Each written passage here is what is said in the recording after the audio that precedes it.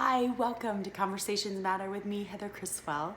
I am coming to you tonight to share with you a story that actually happened yesterday.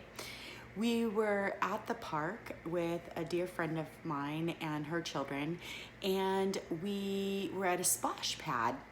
And that's a place where the kids can come and play. It's like a big giant sprinkler system for the kids here in Vegas where it's super freaking hot. Anyway, there was a man there and he had a pet carrier, and he brought the pet carrier over to the splash pad and put it underneath the water raining down. And we were kind of looking at each other. My friend and I were looking at each other and we're like, what's in that carrier? And I'm thinking, is it a dog? Is it a cat? What the heck? Like, it's like literally underneath all this water just pouring down. And as we kind of looked at each other kind of funny, a lady walks over and just kind of comes right underneath our tree where we're sitting and looks at us and says, I think we might have a problem here. And I said, excuse me? We didn't even know her. We've never met her. She says, I think we have a problem here. What exactly is inside that carrier? And I looked at my friend looked at me, and we just kind of had this moment where we were like, what are we supposed to say? And I said, I don't know. I have no idea. And then my friend said, oh, it's a bird.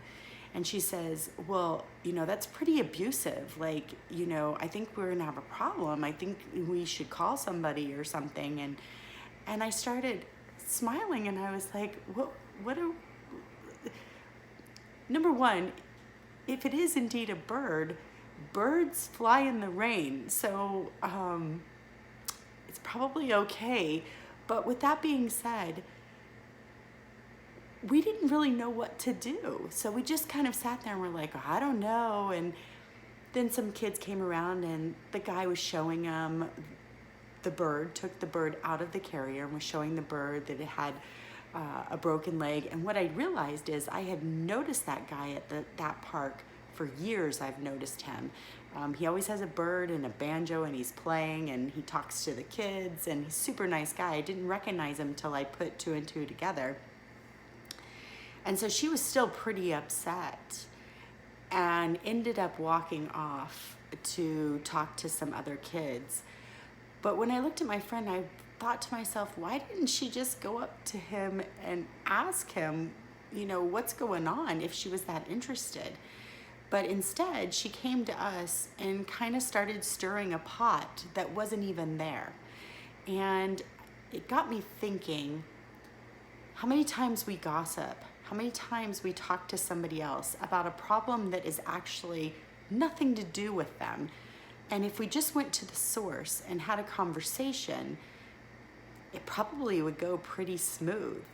But instead, we often choose to gossip to each other, or what do you think? No, what do you think? And create a scenario and a problem that doesn't exist. So she was a really good reminder for me to stay out of the drama for your mama space, and talk to people directly. So something she could have done was to go directly to him and say, hey, what's in the carrier? I'm just curious. And it may have satisfied her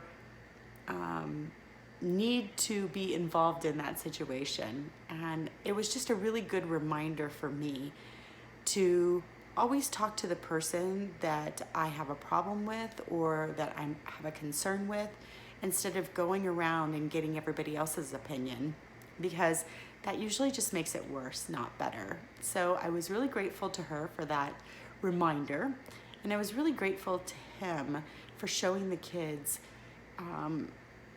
his bird and banjo and everything, and just being so kind and carrying a conversation with 10 kids when he doesn't have to. And that's what I think she missed the boat on, is he was a really great guy. So yeah, so that's it for tonight. I hope you have amazing conversations, and I hope the next time that you feel a concern or a conflict, that we all have the courage to talk to each other, because that's the only way things are going to change, when we have conversations rooted in love, because conversations matter. All right, love you guys. Talk to you soon. Bye.